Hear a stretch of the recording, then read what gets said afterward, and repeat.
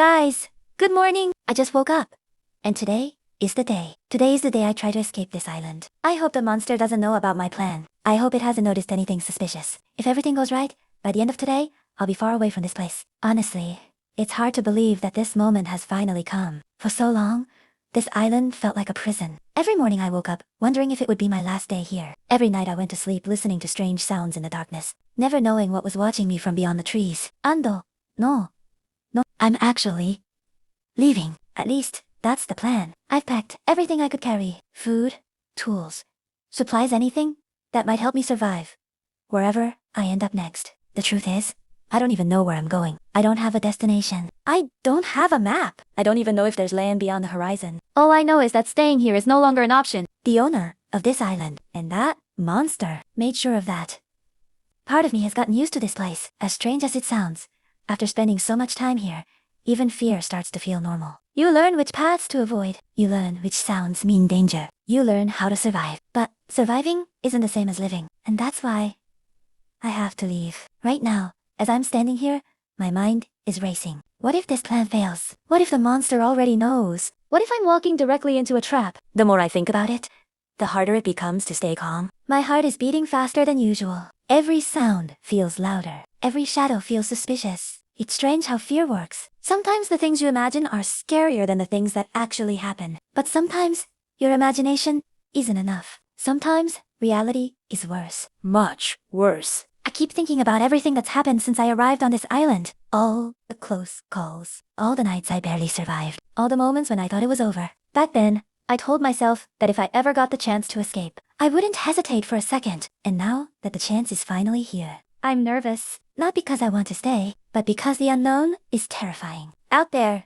beyond this island, anything could be waiting. Maybe freedom. Maybe danger. Maybe something even worse than the monster. The problem is, I won't know until I go. And that's the hardest part, taking the first step. I've noticed something about people. Most people don't fail because they're weak. They fail because fear convinces them not to try. Fear tells you to stay where it's safe. Fear tells you to wait one more day. Fear tells you that now isn't the right time. But if you listen long enough, years pass and nothing changes. I don't want that to be my story. I'd rather take the risk. I'd rather face the unknown than spend another day trapped here, wondering what could have been. The sky looks different this morning.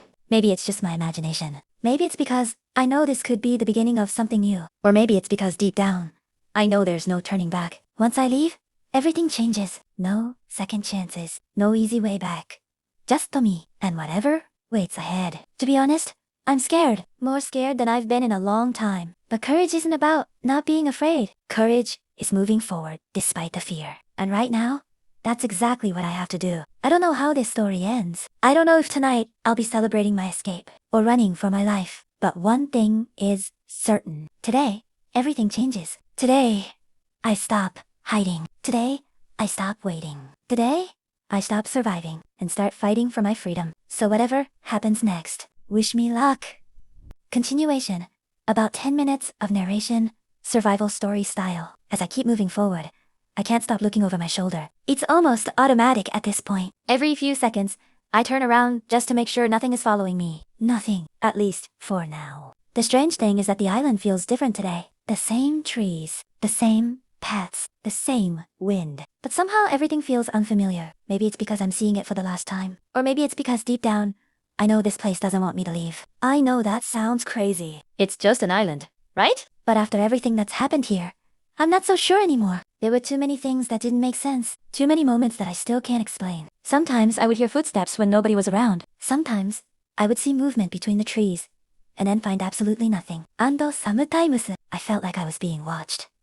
Not occasionally. Not once in a while. Constantly. Like there was always something just beyond my sight. Waiting, observing, learning. The worst part wasn't the danger. The worst part was never knowing when something would happen. Your mind starts creating possibilities. Every shadow becomes a threat. Every sound becomes a warning. You stop trusting your own thoughts. You start questioning everything. And after enough time, you don't even recognize yourself anymore. I think that's what this island does. It doesn't just challenge your survival. It challenges your sanity. That's why I have to leave. Not tomorrow.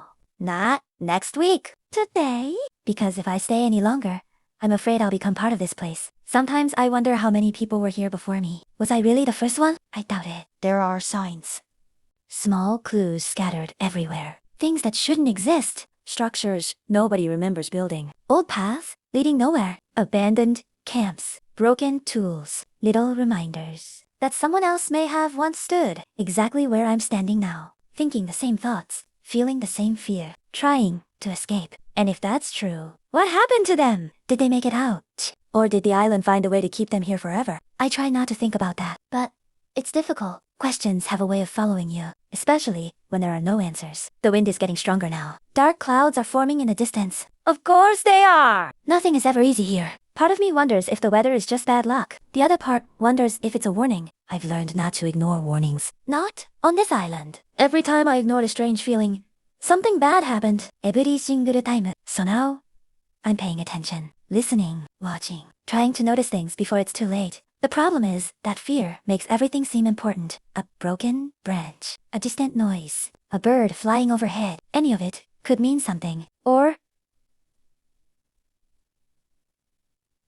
nothing. And that's exhausting. You spend so much energy preparing for danger that sometimes you forget to live. I used to think survival was all about food and shelter. Now I know it's mostly mental. The real battle happens inside your head. The voice that tells you to quit. The voice that tells you you're not going to make it. The voice that says all your efforts are pointless. That voice never disappears. You just learn how to ignore it. Or at least try to. Right now, that voice is louder than ever. It's telling me to turn around. It's telling me to stay where it's familiar. It's telling me that leaving is a mistake. But I'm not listening anymore. I've listened long enough. The funny thing about fear is that it never gives you freedom. No matter how much you obey it, it always wants more. One more excuse. One more delay. One more reason not to act. And before you realize it, your entire life becomes a series of missed opportunities. What? I don't want that. I refuse to let that happen. If I fail, then I fail moving forward. Not standing still. As the hours pass, I keep imagining different futures. In one future, I make it out. I find new land, new opportunities, a fresh start. A fresh start. In another future, everything goes wrong. The monster finds me. The plan falls apart, and this entire journey ends before it truly begins. The truth is, both futures are possible.